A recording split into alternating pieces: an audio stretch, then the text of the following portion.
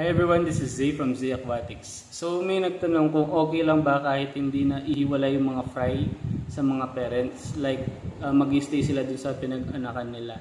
So for today's video, may kasama ako ngayon na special guest para sagutin yung tanong na yan. Mga kamuns, welcome back to Moonscape.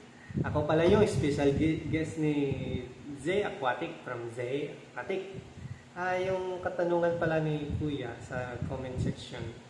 For my opinion, mas mainam na iwalay yung mga fry dahil merong tendency na yung parents ng fry ay kakainin. Kaya mas mainam for me na ihiwalay niyo po. Pero po, yung lalong-lalo na yung purpose niyo na magbe-breed talaga, mas mainam na ihiwalay talaga yung mga fry sa parents.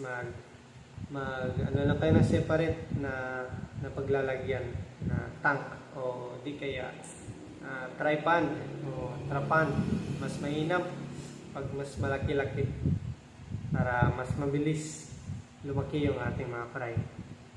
Yun lang po mga kamuns. Maraming salamat. So ayun, nasagot na ni Quiz Moon yung katanungan. So yun lang for today's video and happy fish keeping! Happy fish keeping. Bye-bye.